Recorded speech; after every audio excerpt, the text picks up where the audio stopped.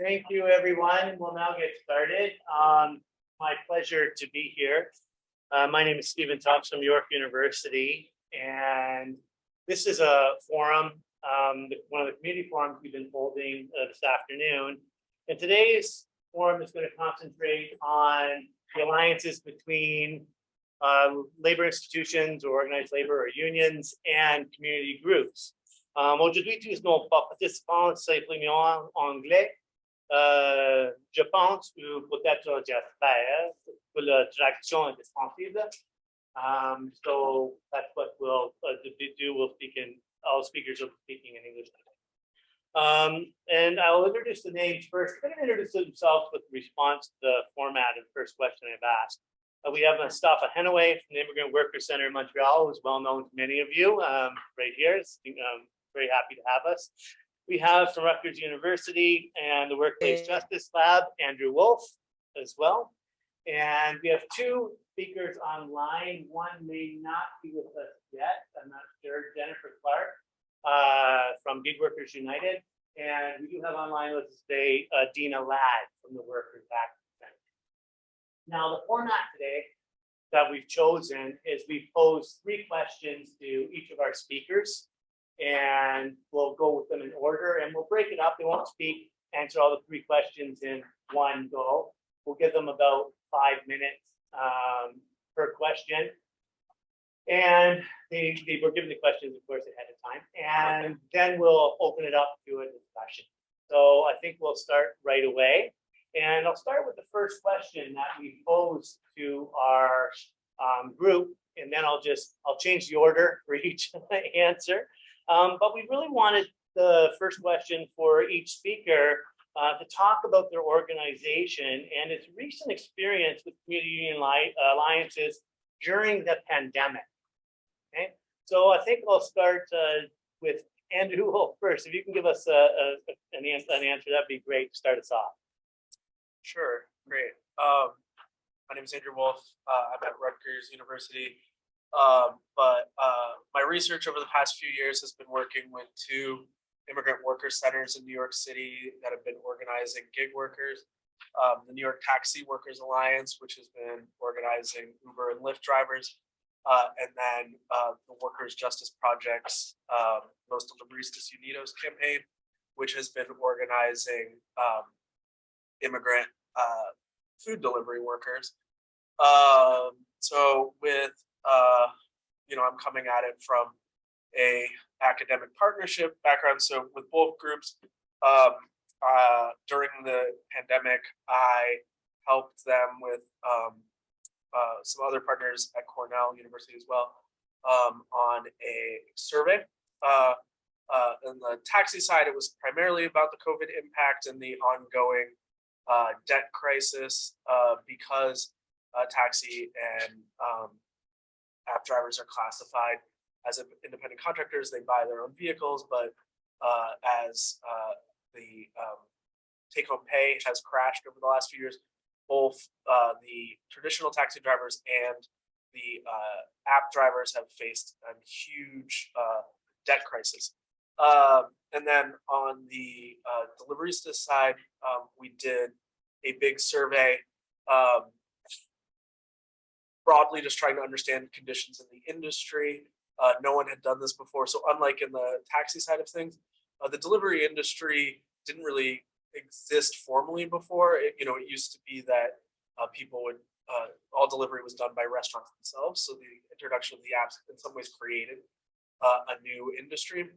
And so what we found is that this delivery work became the occupation, backstop occupation for undocumented immigrants during the pandemic. So when all the restaurants and construction sites closed, these workers turned to these apps.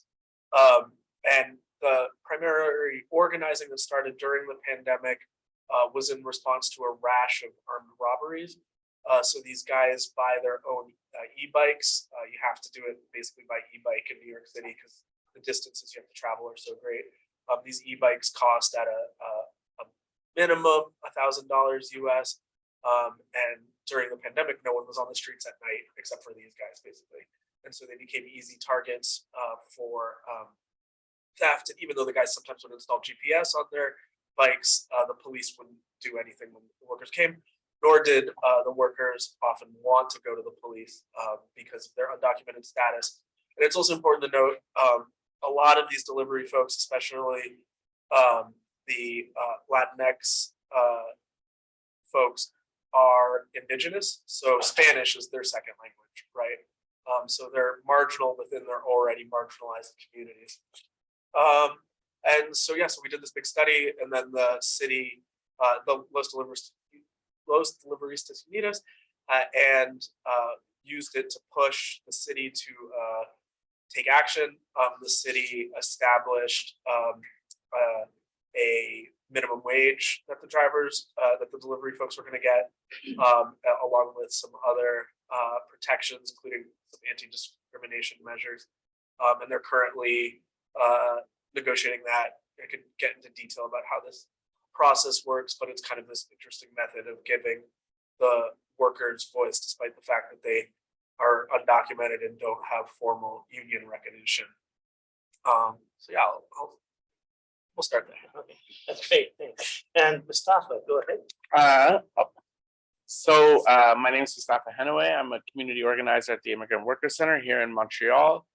And we work with a wide variety of immigrant and migrant workers, most notably temporary placement agency workers here in Montreal, both through fly-by-night agencies, but also larger temp agencies, as well as temporary foreign workers across Quebec. And our experiences during the pandemic was one, both of a similar sense of urgency, but also excitement, and a lot of our work during the pandemic had been focused around two sides. So my own experience had been with a lot of warehouse workers, working around questions of health and safety during the first wave. These workers were in some of the largest workplaces in Montreal. So Dollarama, 1,000 workers, 5 temp agencies, all of them actually were Trump refugees, the vast majority. These were people who came over Roxham Road between 2017 and 19. So the question of status became a big part of it. But with workers, we began to hold, we were able to hold a press conference with workers, and then kind of began to escalate a campaign. And we were able to win some successes because at that point, the workplace health and safety was the COVID regulations were actually stricter in public than they were in the workplace, right? So no masks, gloves, 2-meter rule actually didn't apply if it was for a certain time period, and these workplaces had no real ventilation, right? And so and we were able to win at that point very early on masks for all Dollarama workers, better sanitation, shift rotation, but it was through like escalating pressure.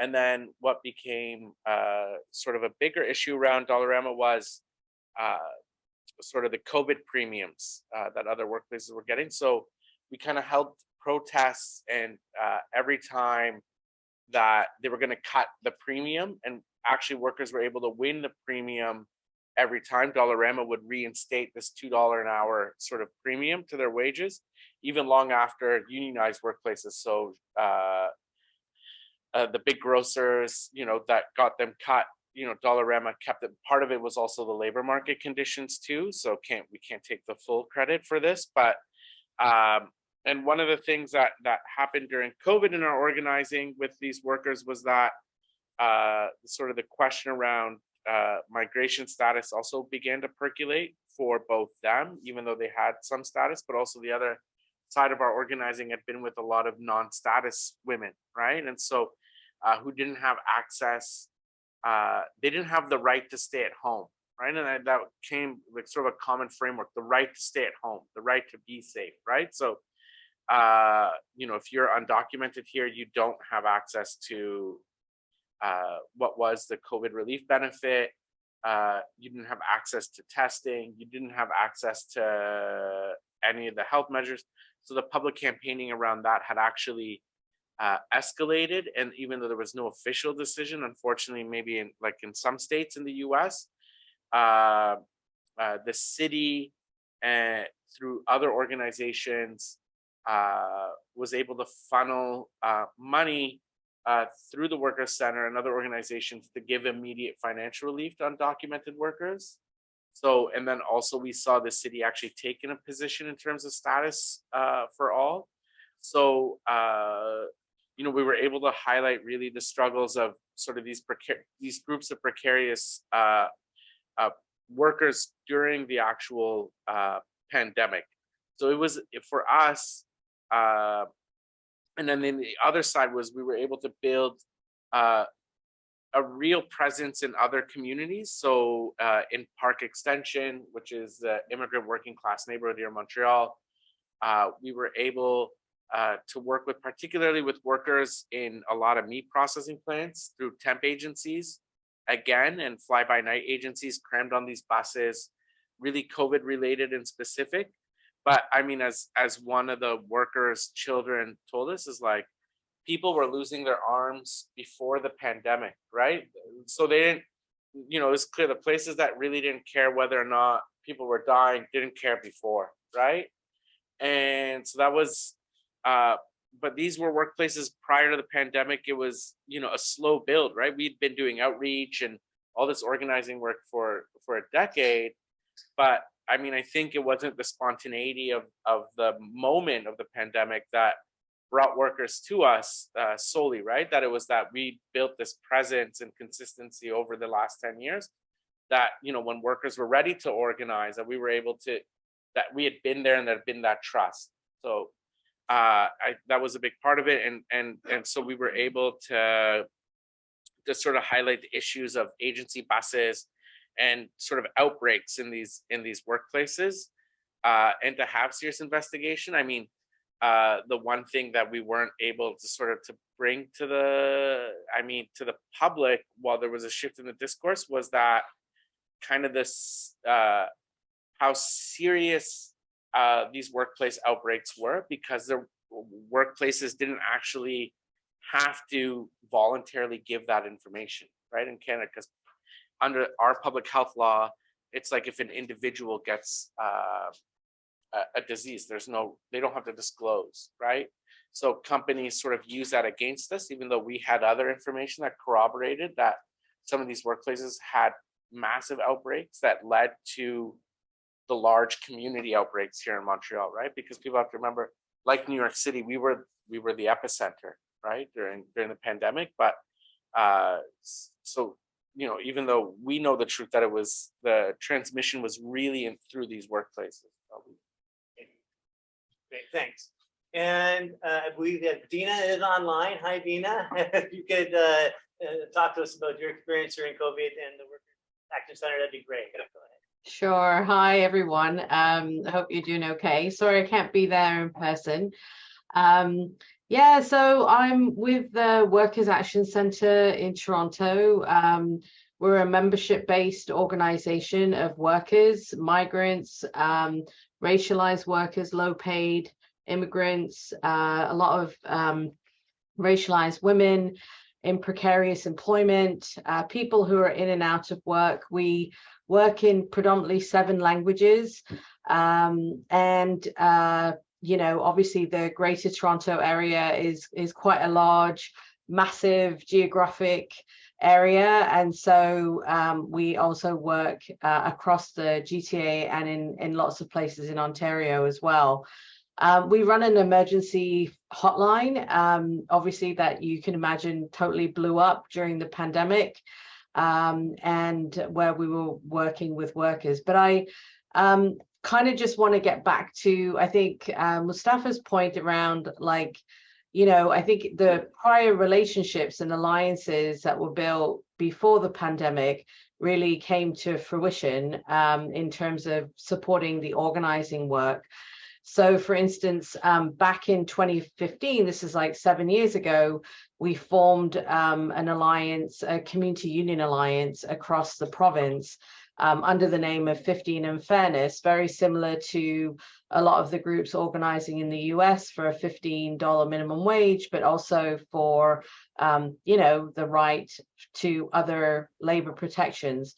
And so this was provincial in scope, it was union, non-union. And so we organized together for over 2 years, which led to quite a large piece of legislation that was that we won in 2017 that brought in paid sick days, scheduling rights, a $15 minimum wage, equal pay for equal work, card check for precariously organized workers who are personal support workers, security guards, that kind of thing. 2018, Tories were elected, and then we were in a massive provincial fight. But relationships were built in that process, right? And I think I just sort of want to bring it broader than just community union alliances. I think that it's important to actually talk about a movement building approach. Because during this time, we also built a lot of other alliances with migrant organizations, healthcare workers, faith leaders, students, and particular immigrant communities. So for instance, we've supported the Somali community in Ontario to build a council that represents 7 cities. And so when the pandemic happened, all of that came into play in terms of these relationships and this movement building approach. And because I only have 5 minutes, I'm just going to give you a couple of examples. So the Ontario Alliance, which was, as I said, was called the 15 and Fairness, evolved into a new, because obviously 15 is kind of outdated, into Justice for Workers, which is fighting for a $20 minimum wage. And so one of the specific demands that we've been fighting for since 2014 was paid sick days. And so this became a relentless kind of united struggle between union and non-union workers, and coming at it from many different angles. And I think that this is really interesting because, we had teachers who were union members talking about if kids come to school classrooms sick because their parents don't have paid sick days, what does that mean for the classroom and for their kids and for the other parents? Then parents also were talking about supporting the rights for teachers and for other parents that didn't have paid sick days. Then you had healthcare workers talking about the importance of being able to have paid sick days. And you had essential workers who then didn't have paid sick days, uniting with all of these different sectors, really joining together to challenge the blatant institutionalized racism and inequities of who gets paid sick days, which communities were infected, who couldn't stay home, who actually, were given masks. Because remember, at the beginning, even grocery store workers were not allowed to wear masks in grocery stores because it would give the wrong impression, right? I mean, so, you're talking about essential workers who are the ones who are in part-time jobs, who are women, who are in all the kinds of jobs that, are frontline facing and didn't have paid sick days. And so I think that, that relentless campaigning is still in process. We've had private members' bills. The Tories have voted 27 times against paid sick days.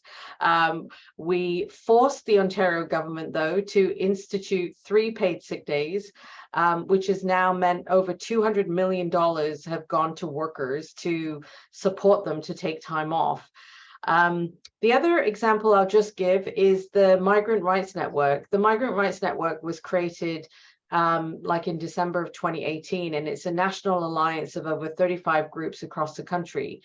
And when the pandemic hit, and it was declared a worldwide pandemic, literally in March of 2020, that same Sunday, all of these groups came together and met every single week, every Sunday, from BC to PEI, to understand the impact, the emergencies, the crisis, and to organize. And that meant getting money to people, getting food to people, making sure that no one had to give their declare their status or to have their status jeopardized if they were trying to get vaccinations or any healthcare support. And then, of course, the political organizing, which brought to light the plight of farm workers, living care workers, international students, and other temporary workers brought in through the various programs who were forced to do the work that nobody else wanted to do. So I think the sort of combination with a movement building approach, which of course involves unions, I think we need to sort of get larger in our understanding of what it means to build a movement, because I think that we've certainly seen the power of trying to build alliances across those different sectors and across different other alliances like healthcare workers and faith leaders and students and those kinds of things. So I'll stop it there, but yeah. Thank you very much, Deena. That's great. I don't think that Jennifer Scott has joined us yet. And so we'll go on to the second question that we posed. And that is, community alliances have been held up as actually a promising model for labor organizing, some of the sectors that Deena mentioned, but also for platform workers and as well. And I know that at least a few people on this panel have many decades experience working with unions and community alliances. And I'm just wondering if you can really give us some insight on what you think the major challenges are, as well as the promises of the movement building model that you talked about. And maybe we'll go in a different order this time. Maybe Mostafa, you ready to turn us up, start us off? Thanks. Yeah, in terms of the promises and challenges, in terms of sort of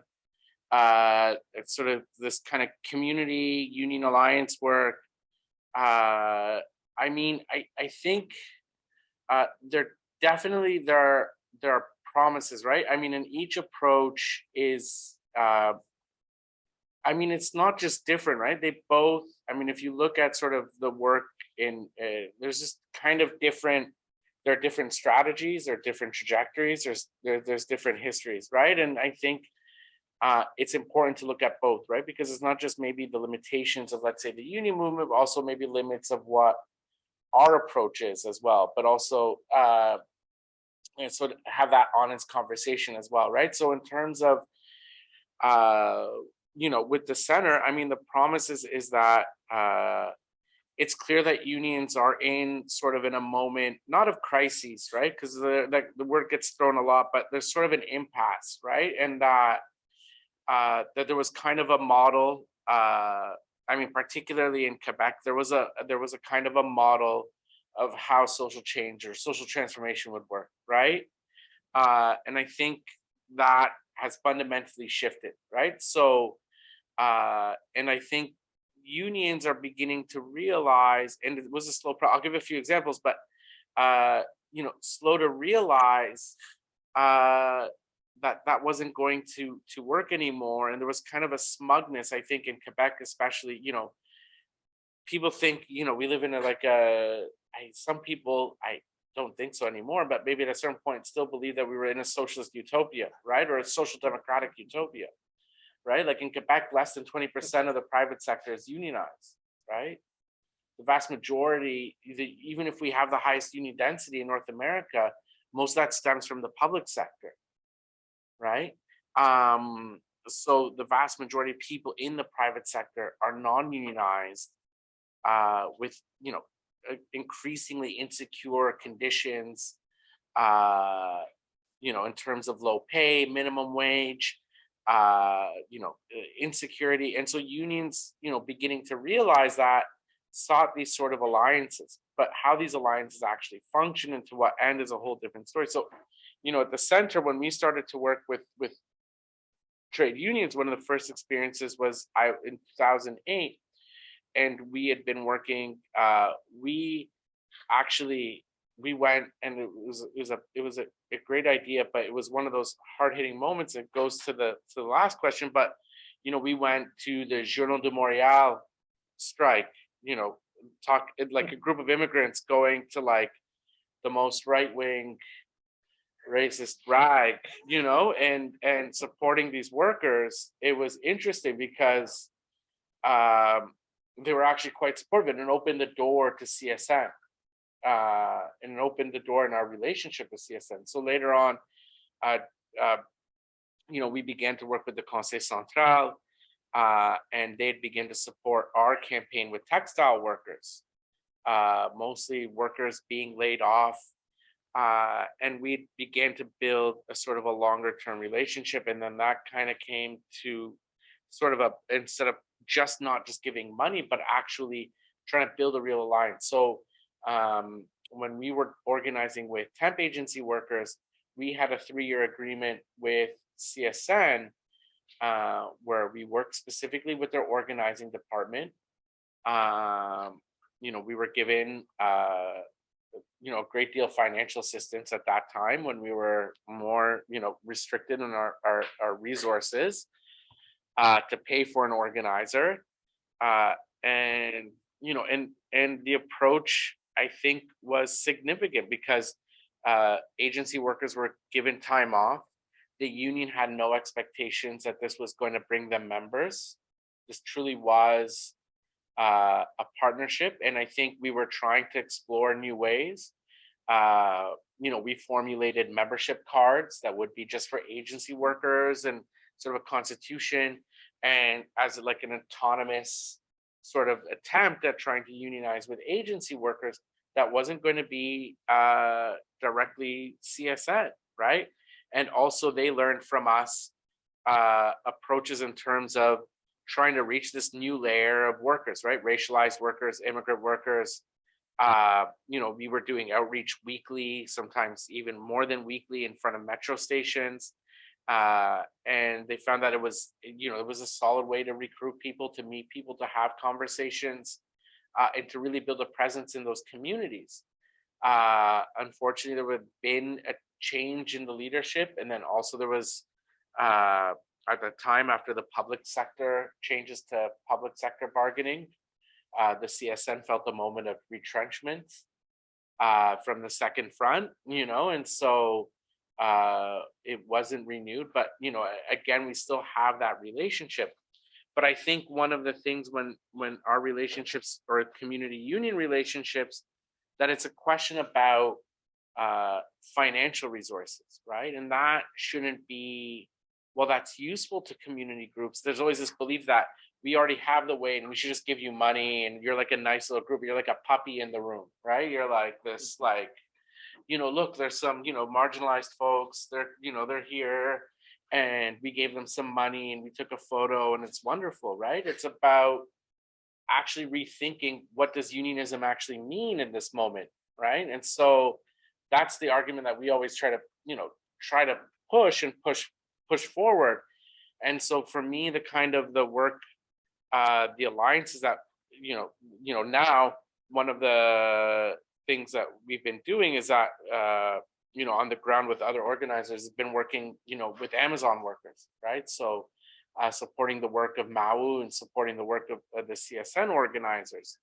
But I think there's still a kind of a organizational lens that sort of limits, that it's like, okay, here's the challenge, right? Is that while that's promising and it's fruitful and it's on the ground, and people, and even in other campaigns, there's political support and coalition building around demands, let's say around the fight for 15 also here, and regularization or health and safety.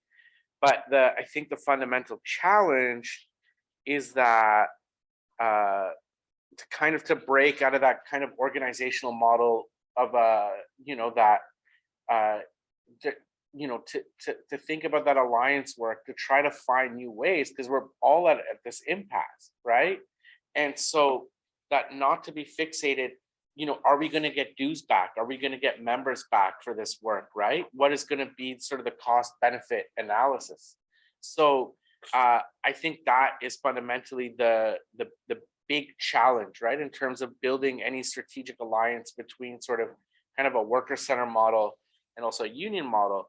And also it's hard for us because we don't, there's limits to what we do, right? We can campaign, we do casework, we do the policy level, and then you say, well, what power do you have in these workplaces? Which is true, right? So I mean, I think to me is how do we break out of this? There has to be a new way that somehow we dialectic about the whole thing, but you know, that could combine the best of both traditions, right? And I think then we can actually do something much larger. But I'll just talk more in this session. Yeah. Maybe we'll turn to Deena now to change the order. I know Deena has more than a few things to say on this topic. So go ahead, Deena. Yeah, I've just had a wee bit of experience here. Yeah, I mean, I think that, you know, you sort of talked about like what are the challenges and the potential of these alliances. And I mean, I think that, you know, I mean, fundamentally, right, we know that the incredible downward pressure on wages and working conditions that unions have been under, and the sort of complete fragmentation of the labor market and the inability to unionize in sort of more of the precarious types of work, whether it's temp agency workers, subcontracting shops, this huge dearth of sort of like misclassification that we're dealing with, you know, where massive sectors of our economy, workers just don't even, they're not even termed employees, workers, you know, by our labor standards. And so then how the hell are unions going to actually unionize them, right? And so we really realized, obviously, that you know, many unions, again, I don't think that this is a big surprise to anyone, that, you know, when we started to really kind of build our union community sort of alliance back in 2015, I have to say one thing is that, you know, we wanted to be in a strong position before we started really fundamentally working with a whole section of the labor movement here in Ontario. And I think that boded well for us because then money was not on the table. It wasn't sort of an issue. It was more about like how we were going to work together. But we found obviously at that time, you know, unions were having such a hard time keeping paid sick days in collective agreements, a massive stagnation of wages. When we set the agenda for the 15 in Fairness, we were starting to get lots of union members wanting to join the campaign because they were like, where do I get that $15? Because my collective agreement says $12 an hour and I don't have no paid sick days and I don't have any scheduling rights.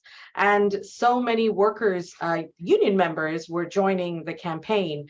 And so it created the ability for us to have some tough conversations that if you want the ability to unionize, we have to tackle the basic floor of protection, right? Like if you want to organize workers in this new world of work that we've got going, and in a workplace, you've got 10% of them core full-time hired by the employer and the rest of them hired through a temp agency and a bunch of them at night misclassified as independent contractors, you got to deal with a whole bunch of issues there because, you know, you're just not making any headway. So we've put it forward to the unions that, you know, that we see our work as collective bargaining for 6 million workers in Ontario who rely on employment standards for basic protections. And our job is to raise that floor and standards for protections, and that unions can raise the bar. But unions ain't going to raise the bar on paid sick days and get even 5 paid sick days in private sector workplaces if everybody else doesn't have a thing, right? So, you know, it led to all of those conversations. And I think unions started to realize, especially those that were collective bargaining during our 15 in Fairness campaign, that their employers were surrounded by this whole provincial conversation about 7 paid sick days. At that point, we were pushing for 7 paid sick days, a $15 minimum wage, scheduling rights. And so unions were able to say at the collective agreement, listen, this stuff is coming to you. Either you get it legislated or you take the lead and bargain it at the bargaining table. And we started to see collective agreements starting to really improve, and where union leaders and people who were members of unions began to understand the power of how these two could work collectively together. I think that, some of the weaknesses is that what we're finding is that obviously a lot of union leaders and union activists, they want to work in the community, but and to get community support for the bargaining demands that they have, but they're not talking to their own members. And so the thing is, we're saying to unions, you have to do the deep political organizing within your own membership. You have to have those hard conversations with your own members, because it's so critical that you open the door for those conversations and you actually do that internal organizing. Don't just be trying to just do like outreach in the community.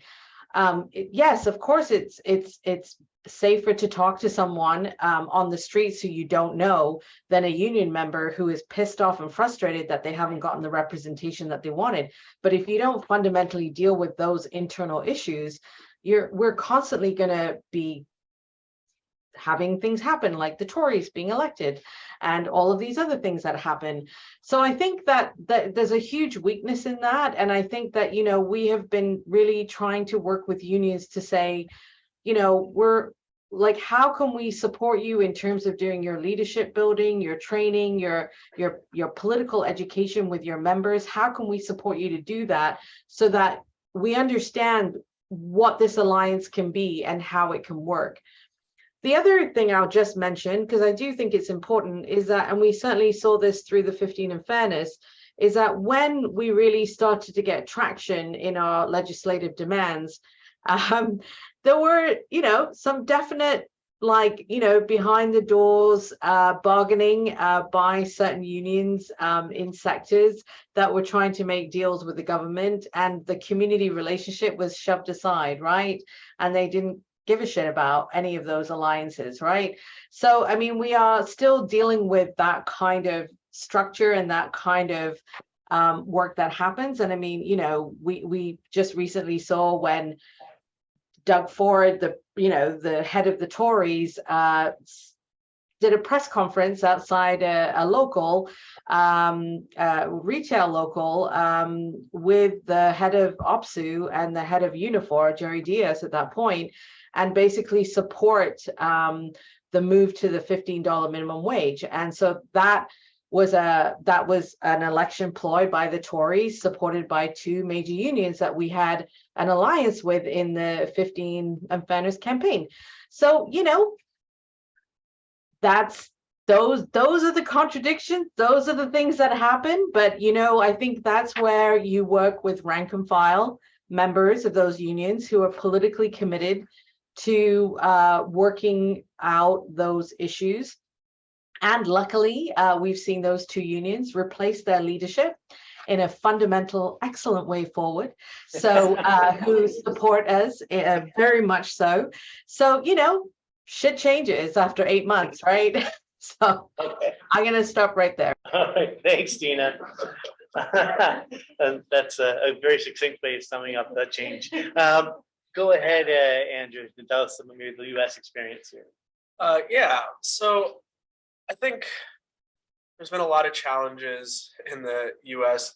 with the worker centers that have been organizing gig workers in their relationships with the formal labor movement, but then also at the same time, they probably wouldn't have won what they won in New York City without those relationships. But it's only a handful of the more progressive unions that get it, right? And so a lot more needs to be done to educate it. And then the relationships can't be transactional, as the other speaker said. There's the unions will say, okay, if I'm going to fund you, what am I going to get in return, right? When there needs to be a recognition that most workers aren't in a union, right? And so if you're not supporting efforts outside of your formal organization, the bad standards are just going to trickle up, right? We saw this in California after Uber got the Prop 20 passed and codified in law that app workers were independent contractors. It had spillover effects into other industries. A few hundred direct employee delivery drivers for the big grocery chain Albertsons, who were unionized, were reclassified as independent contractors, lost their union status, lost their employee status. And so there's real, if the unions don't get the message, there's going to be real consequences for them as well. So, yeah. All right. That's great.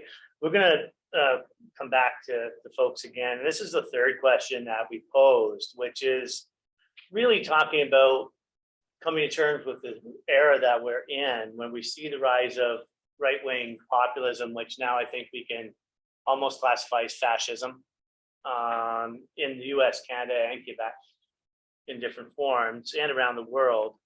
And the question then is, how well positioned are alliances to fight against not only anti-union sentiments and anti-worker sentiments, but also what we're seeing as the reassertion of patriarchy and white supremacy in different contexts. And maybe I'll get Deena, if you don't mind, to kick us off on this one, and you can go first this time. Yeah, to be honest, it's not new, right? In 2015, we had 100 white supremacist groups documented across Canada. Now that's risen to probably 300. In Toronto in 2018, we had a white supremacist that ran for the mayor and became, Faith Goldie, and became third in the elections. We had the yellow vests organizing outside every city hall in some of the small white communities in Ontario in 2018, in 2019. And so, I think for us, it's really been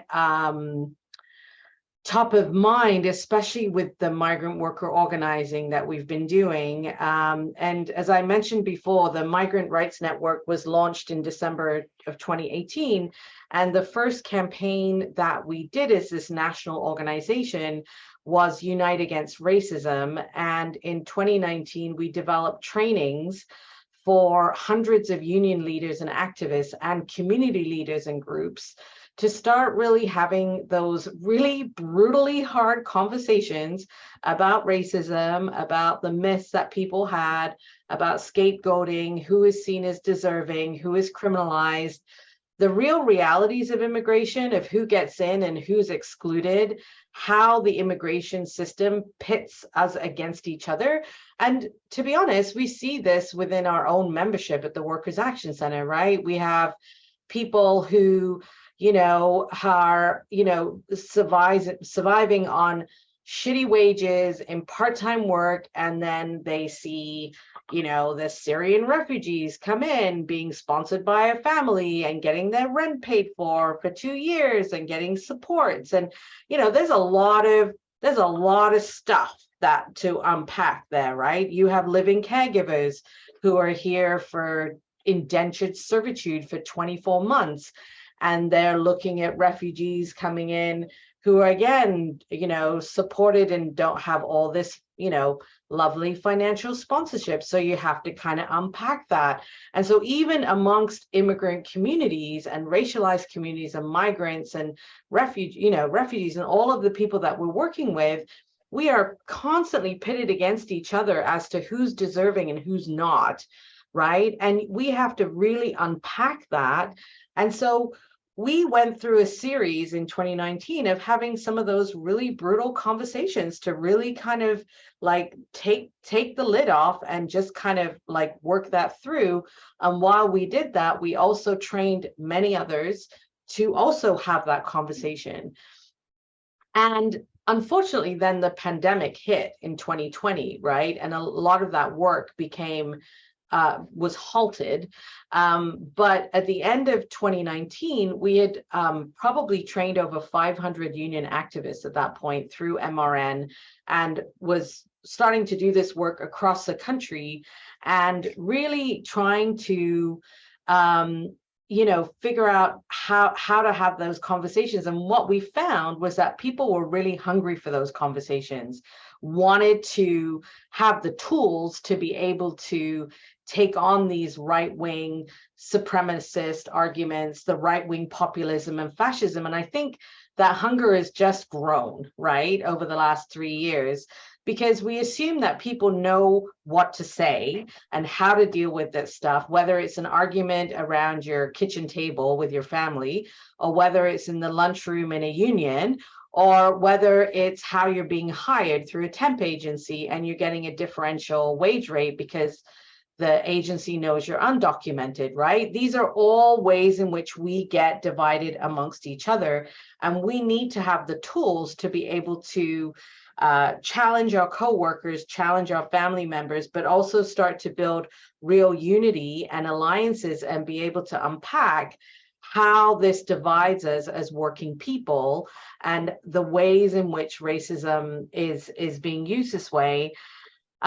So, I mean, I'm just going to say this is really friggin' hard work and it takes time, and people don't necessarily want to do it. Unions don't want to do this work.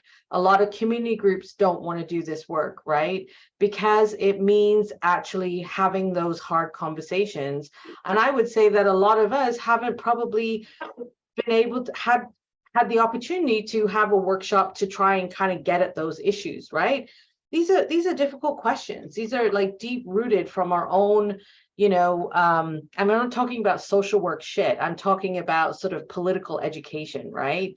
And so I think that, we need to be able to, I think that it's critical that unions have those conversations within their membership, right? Because a lot of these white supremacist fascist views, if we don't tackle them at the source, and if we just continue to have who's deserving, who's not, who's in, who's not, who is seen as palatable and who's not, and knowing that the darker the color of your skin, the more unpalatable you are and the less human you are, we need to be able to unpack that and challenge that and actually start to build real alliances and to tackle that at its core. And I don't think that, that's really happening in a fundamental systemic way right now.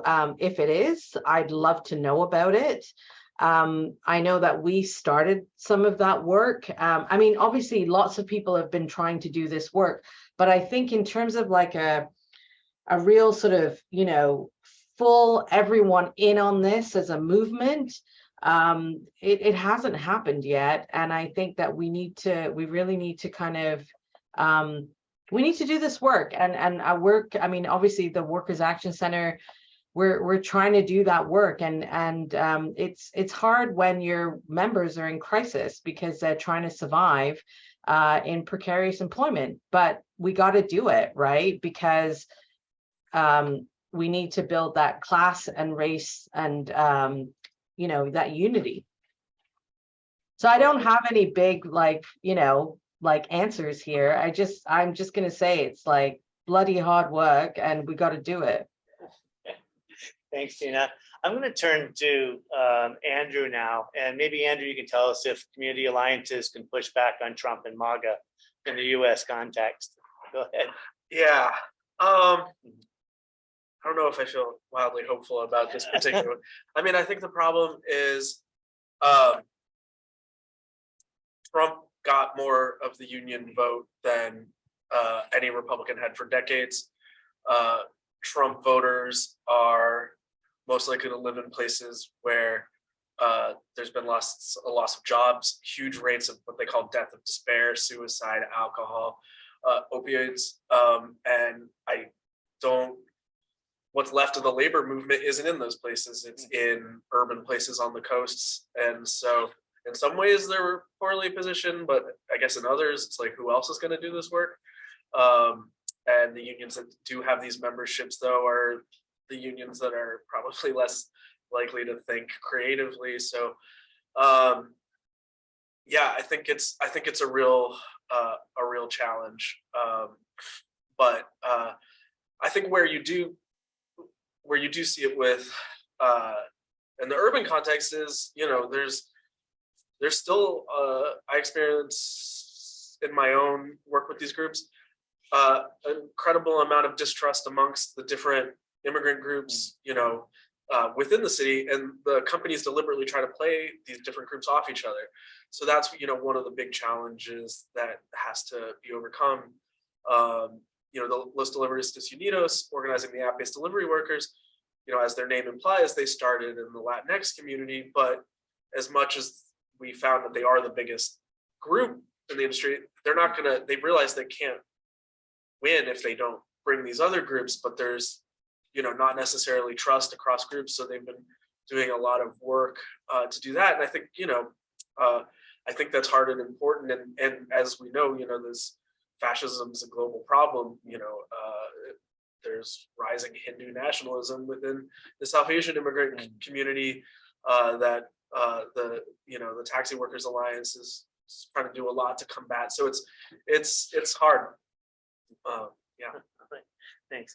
And Mostafa, of course, you don't need to get back into exceptionalism if you don't want to. I can. But I know you can. But if you can give us some words, that'd be great. Yeah, I mean, I guess the content. I mean, it's not just only that there's like sort of a xenophobic or racist sort of sentiment to politics now. Essentially, I mean, the trajectory is that we have that essentially under a one-party state in Quebec now. I mean, there's really no.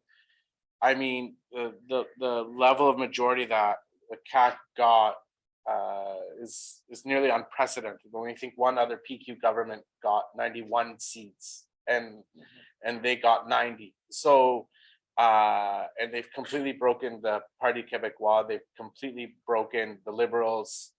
And essentially, and the question of xenophobia and racism and sort of this anti-migrant sentiment, it's going to be necessary for them because, for this moment, they don't want to really deal with the question of sovereignty, right? That it's a sort of a nationalism, not a nationalist movement, not a sovereigntist party.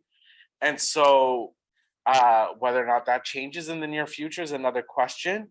So then this becomes a key, because in terms of their economic or labor policies, it's not very far off. They're just riding the coattails of the Liberals, right? So this is the only thing that they have, in terms of cheap wedge politics. And I don't think that, it's so in terms of the climate, it's a bit of I think a significantly depressing one, where even sort of multiculturalism, where even, the rest of Canada seems like a liberal given, is beginning to feel like a radical demand here, right? And that's the state that we're in. And in terms of sort of, for our members and how do we sort of go forward, that it's clear that it's, that it's an anti sort of worker agenda. And sort of there's also this politics too, right? Where if Montreal, where the vast majority of union membership is and union density and sort of progressive activism, if it fell off the map tomorrow, it doesn't change the political outcome in Quebec, right? Like it doesn't, CAC only didn't win anything actually in Montreal. So so I think there's kind of this moment that's part of a global moment, and sort of the left response has been the progressive response has been fractured to a lot of CAC's policies. And I think part of that, there is this lack, and I think what Deena mentioned, sort of what do we mean and what do we think about class, right? And that is fundamentally, I think, what we have to drive home, right? In terms of, and I think that's going to mean in a rank and file way, right? That what do we mean by class? Who really is the working class? And that's not to be exclusive. Oh, that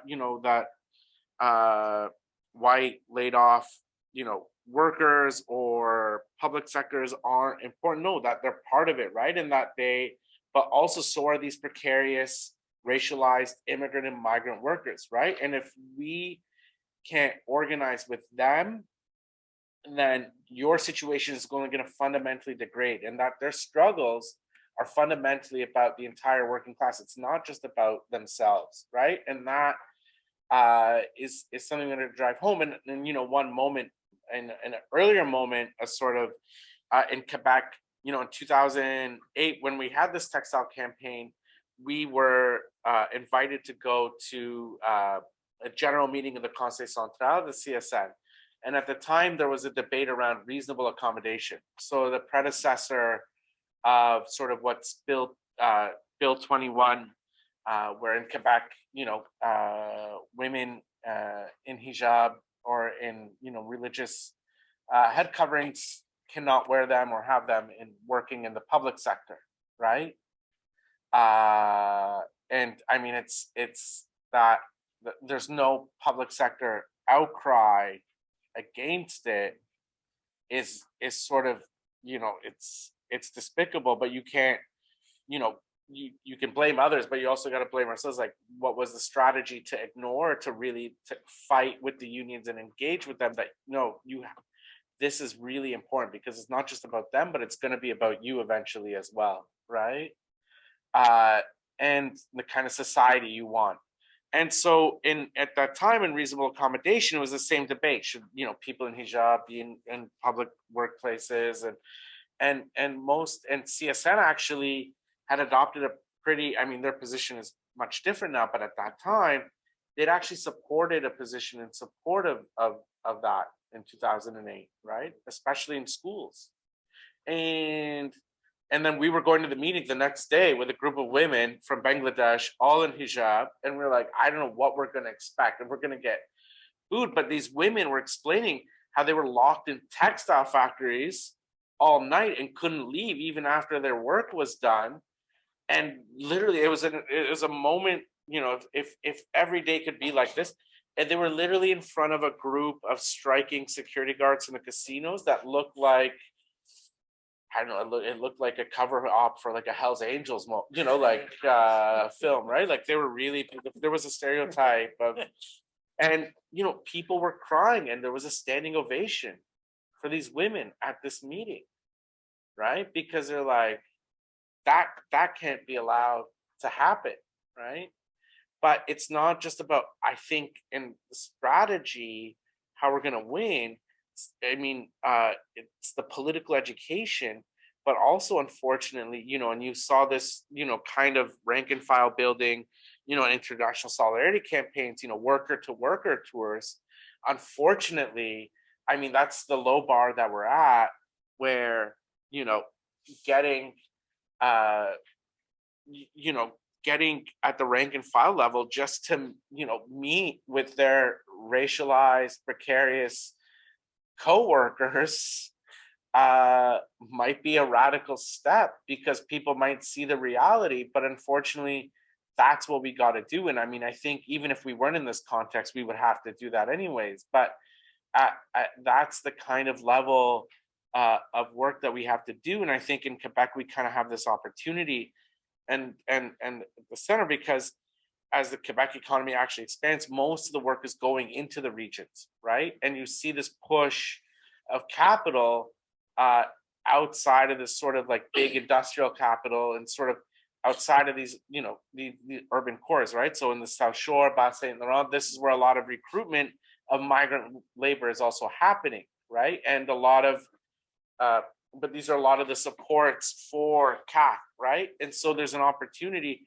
to actually to do that worker to worker discussions, right? But, and then finally, one thing that we've been able to at least get off the ground, with MRN, but is our own, and Choki, who's in the audience, who's been coordinating this process, is to have a broad campaign around the question of regularization with all of the union centrals and community groups to get Quebec not to block any regularization program, right? And what they did, what CAC did with the Guardian Angel program. So in this way, there's a big shift on the question of immigration in Quebec, but that's at the political leadership, right? So how do we as organizers begin to break that, on the ground, right? Within locals, within centrals, but where there's an actual exchange between workers. And I think that's healthy in terms of not just dealing with this moment, but question of labor renewal fundamentally. All right, thank you. Now, again, this forum is designed to be a little bit interactive. We do have a few minutes left. So I would like to turn it over and ask you guys for something, as in some comments and questions. And then we'll, if you guys can listen, we'll give you a chance to respond after we take a few as well. And Deena, if you have any trouble hearing, just let us know. Okay, so go ahead. I think we need a mic. Deena. Go ahead. Two questions to everybody. Black Lives Matter movement, how did that affect things, especially in New York City? And especially for Deena, and Mostafa's been raising it as well, about a rank and file strategy. If we can go into more detail about how, you know, with the activists that are currently around, how well do they understand what a union is? You know, what the nature of it is in terms of union officials, union organisers, having actually different material interests at one level from the membership, and having a rank and file strategy that can both work with the officials when it's possible, but also work independently when necessary around particular issues to build up member power. That's great. Okay. All right. Someone else take a series of questions. Anyone? Don't be shy. Oh, okay, yeah, okay. I'll repeat the question even if you didn't hear. Anyone else? Go ahead. Good. If you could say your name as well, that'd be great. Yeah, hi, my name is Ben from McMaster University. Thank you for this great panel. I found it really interesting how prominently the COVID-19 pandemic figured into this discussion. And I'm just wondering how your organizing and mobilizing efforts adapted during the pandemic, and if any experimentations or innovations have persisted into the post-pandemic future or will shape efforts in the future. That's a question. How does Zoom figure in organizing? Is there anyone else?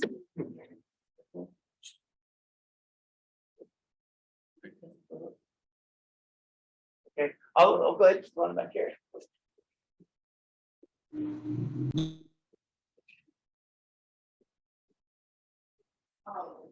Patricia Campos Medina with the Worker Institute at ILR Cornell.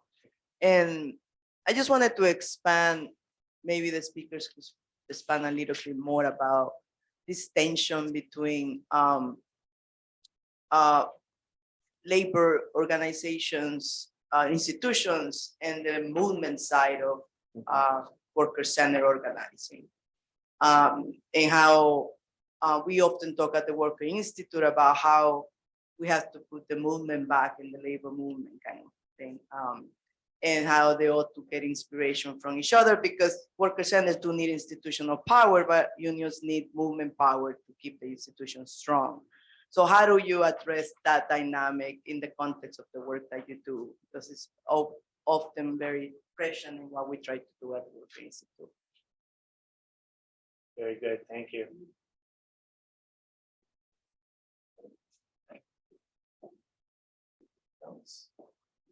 Last chance. Okay, we have some good points there on the impact of Black Lives Matter and the union versus a rank and file strategy, or maybe union leadership versus rank and file strategy. Pandemic experimentation was raised, and again, the tension between labor's and institutionalized labor, organized labor, and movement building. If you could elaborate on that, many of you started that conversation. And then I'll put out, as chair's privilege, I'll put out the last provocation. Do workers' action centers, worker centers in general, community unionism, do you need organized labor? Do you need unions at all to do what you want to do? And maybe that's something I'll get you to reflect on. Now, I think we'll go back to my original order. You don't have to address every question, but Andrew, if you want to start us off with a response, that would be great. Sure. Yeah, I think the legacy of Black Lives Matter is complicated.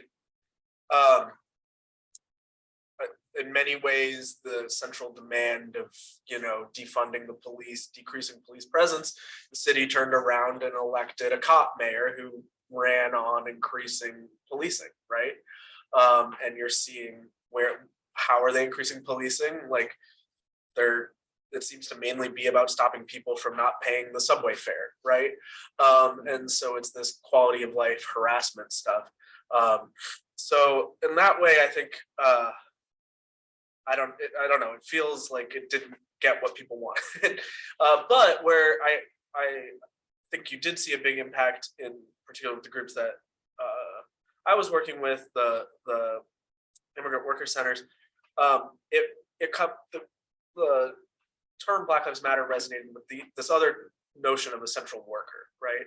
I think that really radicalized a lot of the immigrant communities, because there was this sense that they were being included in these like diatribes of essential workers along with doctors and whatnot, but they were the only ones not getting any benefits. And that really mobilized and was in both of the cases a huge push for their demands that they won. And I'm not sure they necessarily would have won without the political context of demanding rights to essential workers. And they all came together under a coalition called the Fund Excluded Workers, and got the largest financial benefit bill passed by the state for undocumented workers as well. So I think that's where you saw a big impact on that side. Yes, I think we need unions. A big issue with these worker centers is, two things. One, democracy, and two, the legal protections are just not as good, right? And having exclusive bargaining rights is still better. And a lot of this is complicated because by the U.S. punitive immigration regime and whatnot, and so they're doing what they can. But a union, I think, would be preferable. And then these groups there's a democracy problem, both in terms of it's hard to determine who is we've seen this. I know it's been a problem in Toronto and all over the companies will fund company unions to counteract the gig worker organizing. And you see that all over the world. And even in more legitimate cases, it can be hard to determine who is the correct voice. And then within these organizations, these worker centers, rarely, I can't really think of many that have elections, right? Internally. So, whereas plenty of unions are not democratic, but at least on paper and in many cases, there's a legal requirement that they do these kinds of things. So I don't want to give up on unions. Okay, thanks. Mostafa, go ahead. Okay, I guess to respond, there was the sort of this.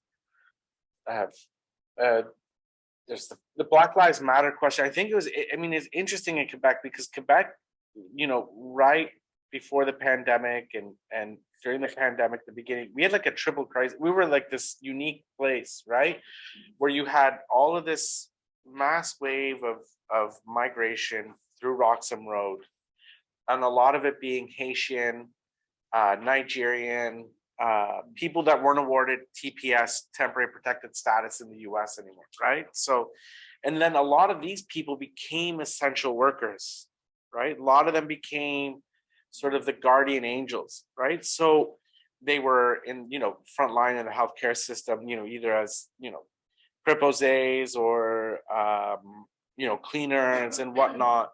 And so there wasn't just sort of a general racialized, there was a specific racialized dimension to that,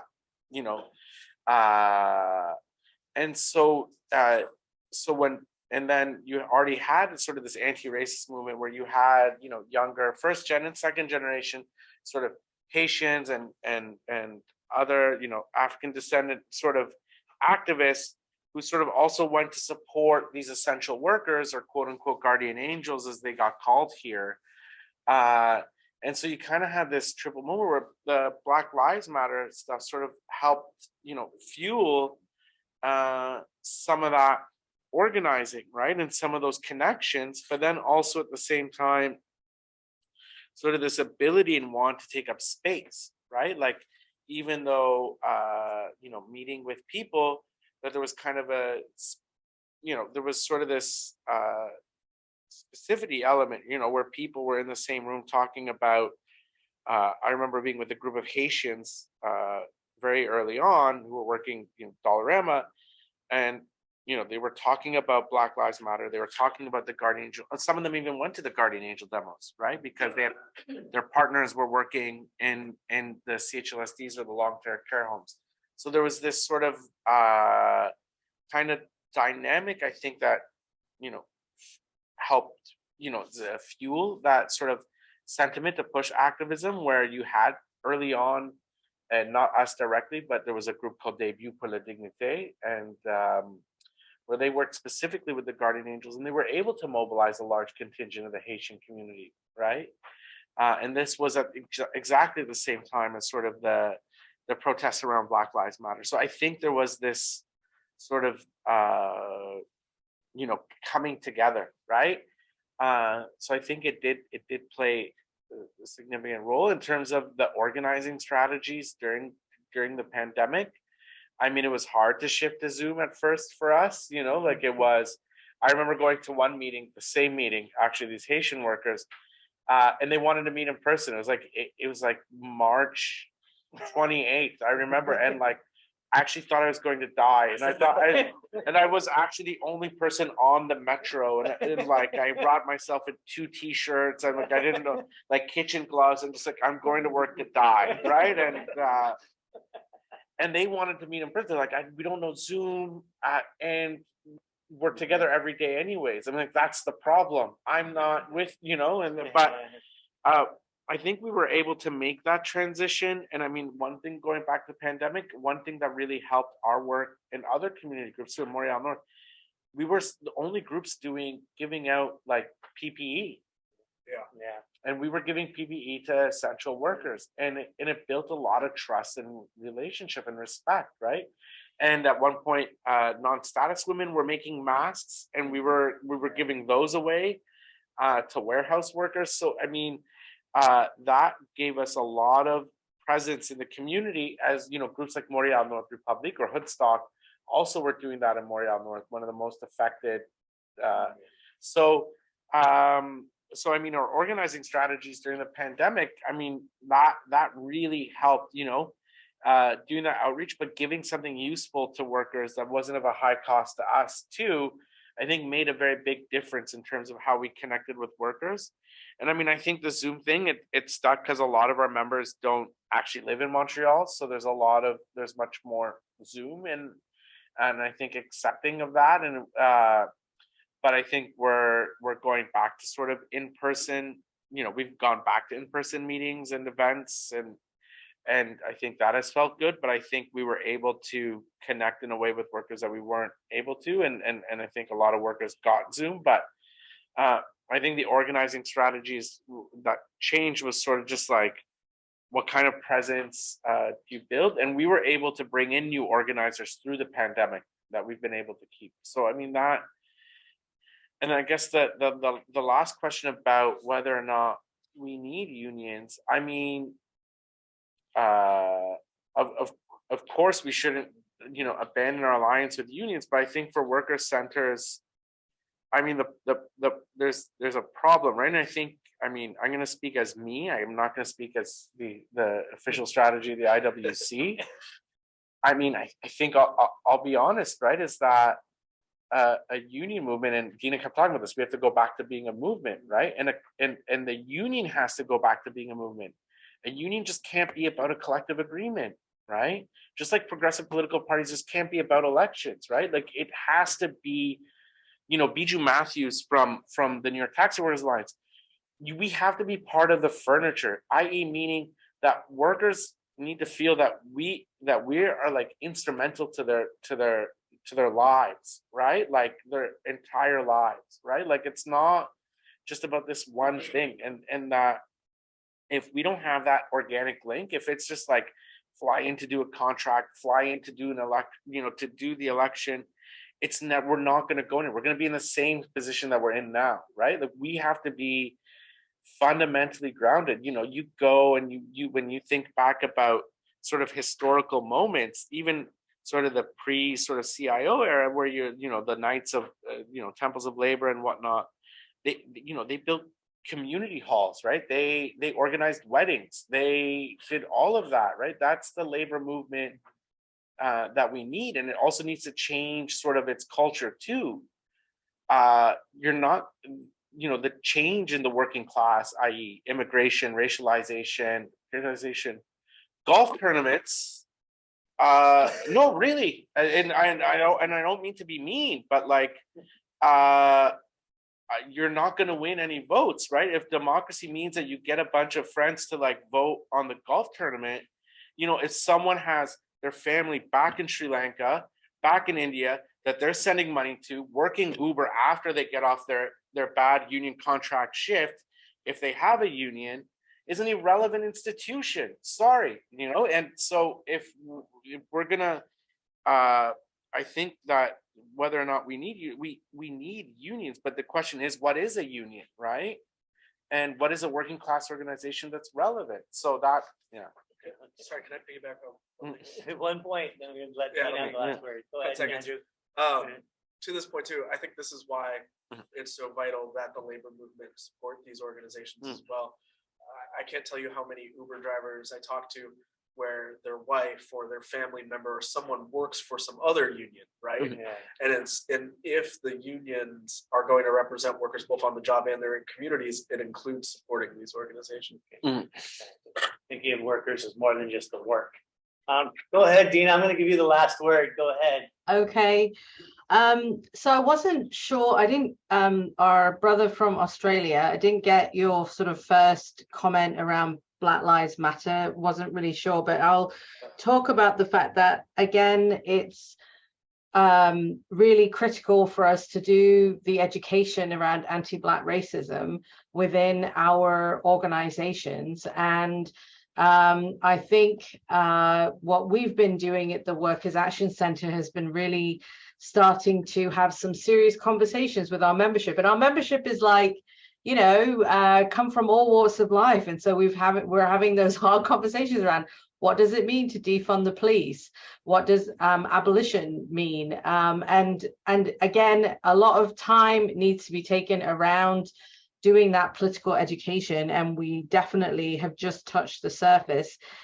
In terms of the union versus rank and file strategy, I think that what I've found is that so many union activists I've found get completely demoralized after trying to work within their own unions, and it feels like they're just banging their head against a brick wall, and they become cynical, demoralized, and then they start to crap all over any worker organizing, which is, I think, the worst thing that you can have. And so I think that one of the things that we've been saying is that to rank and file workers who are members of a union is like, you try within your union, and then if you can't, then join our campaign. Because now, so the Justice for Workers has the ability, say in Toronto, and we're trying to do this in different cities, for rank and file union activists to join with non-unionized workers, and the sense of freedom that then people start to experience, and the fact that they can speak out, say, as a grocery store worker that's unionized, but they don't have to get their union leaders' permission to talk about the shit that's happening in the grocery store or wherever they're working, then people start to understand that they're actually building their own power and the union can't touch them, right? And so we've started to see a lot of union rank and file workers really start to understand and build their confidence, because partly it's like learning how to organize. And so if they're not allowed to even raise a conversation at their local meeting, and then they're stopped at every step of the way of trying to talk about the issues, people just start to walk away and become cynical. And so what we're really trying to do is to break that down. In terms of Ben's comment around adapting, I mean, I have to say, I mean, I'm 51 and I'm pathetic at technology. And I'd only heard rumors of what Slack was and what Zoom was before the pandemic. And I was completely terrified of what this meant to my life. And so I've been like, as you know, holding hands with our members as we've kind of entered this whole thing. But one of the things that's been really freaking awesome has been the fact that now we can hold meetings in 7 languages and have about 100, like our regular organizing meetings now have about 140 people on them. And we have simultaneous translation in 7 languages. And we have members from Brampton to Regent Park to Scarborough on this in the same meeting. And that has just been absolutely fabulous, right? Because people get to see each other. Like we had to previously just do regional meetings or language-based meetings. And so now people can see each other from across the city. There's ways to communicate with each other. We've got like Somali members who are from Regent Park, which is downtown Toronto, and St. Jamestown, now chatting with folks in Etobicoke. And again, an hour and a half apart by traveling, but it's a world of difference when you're living in poverty and you can't afford the transportation, right, to get from that part of the city to the other. And so that has been absolutely incredible. And so the digital organizing stuff, I mean, absolutely, we're 100% going back to in-person meetings. But what we've realized that so we do have elections, Andrew. And so our elections and our organizing meetings are now, because it's easier and it's less expensive to do simultaneous translation that way. And I can talk more about this, but I also think, and some of our members have really kind of taken into like harassing politicians on Twitter and Facebook. And so that's been really fun to see. And so I want to sort of see where that goes. The other thing is that online, especially like WeChat, WhatsApp, online newspapers, we're doing a ton of outreach because these are the places where people, when they're coming into the country, are looking for work. And so we're using those avenues, which, you know, I'm sure everybody else is, to do the work that they need to do to reach people. Pat's comment about the tension between labor unions and the movement and bringing the movement back into labor. Yeah, no shit, right? So we're doing this by modeling. As a parent, I'll say, model your behavior. So let's model what movement building looks like. And what does it mean when you actually open your doors and where you actually invite people to actually have real decision making and where you actually build alliances that are not toxic and that don't shut people down and that are not racist. And like, let's model that behavior so that you can see the success of that.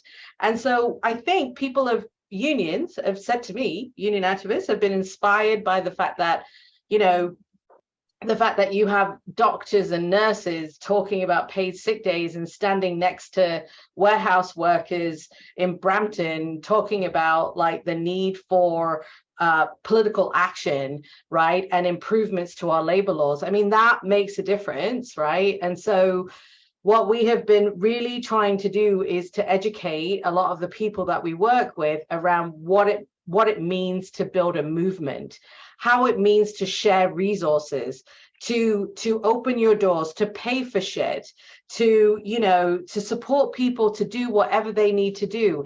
And if, you know, 2 people say that they want to stand at a corner and do a leaflet around paid sick days, and we support them to do that, then they get more confident and then they bring their friends. And then all of a sudden we've got like a mini Justice for Workers group in a local neighborhood. So really doing lots of training around how to do that work and how to build a movement and how to do outreach, how to have conversations, how to do it in a good way. All of that stuff I think is really, really critical. And Stephen, I think, to your question, I mean, I think it's the wrong question, to be honest. Like, I don't think we need to sort of pit ourselves against unions. I don't think it has to be one or the other. I think it has to be a range, right? It has to be migrant worker organizations. It has to be worker centers. It has to be unions. And frankly, I mean, I fundamentally am a trade unionist, right? I mean, why the hell do you think I fight so friggin' hard for them to do their bloody job in the first place and to unionize workers?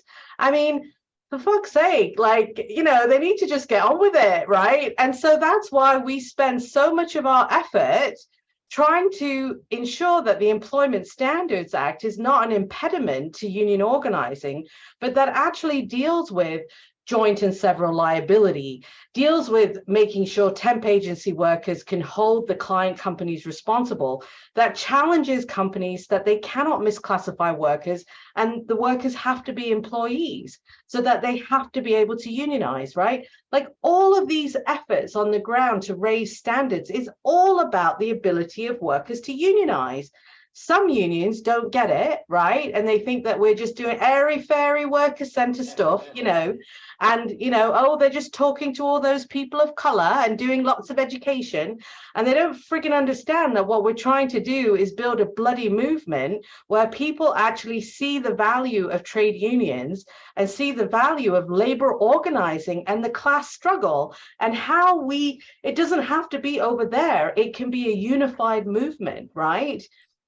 And that we are an essential part of that movement, and they cannot organize without us, and we cannot organize without them. And so I think that part of that building that alliance is about not pitting ourselves against each other, but understanding that we have different roles to play and that we're doing things. I mean, I just want unions to do what they should be doing in the first place. It'll make my bloody life a lot easier, that's for sure. And it would move the struggle a bit quicker. But I think, but I think that I have faith that, where we've got like solid union activists that are understanding what needs to happen, we are working with them and trying to support everything that they're doing because they get it. But they're a minority. That's why they need to be supported by the movement. And so when they're wanting to do stuff in their workplaces and they're kind of doing the mobilization that can show the power of the working class struggle, we will mobilize our members to support them and to make sure that alliance works, right? And then likewise, I am fingers crossed, hoping that when we have our next struggle around fighting for a $20 minimum wage, then their members will come out and support us. But frankly, right now, it's very much the opposite right now. We're doing a lot of support for unions in our city. And I'm not dissing it, I'm not complaining. But what I'm saying, though, is that, we do a lot of movement building, we do a lot of alliance building, and we certainly don't want to pit ourselves against them. It's about understanding we're part of the same struggle. That's it. Okay. Thank you, Deena. You got your message across loud and clear. We're a few minutes over time. Sorry about that. We got started a few minutes late.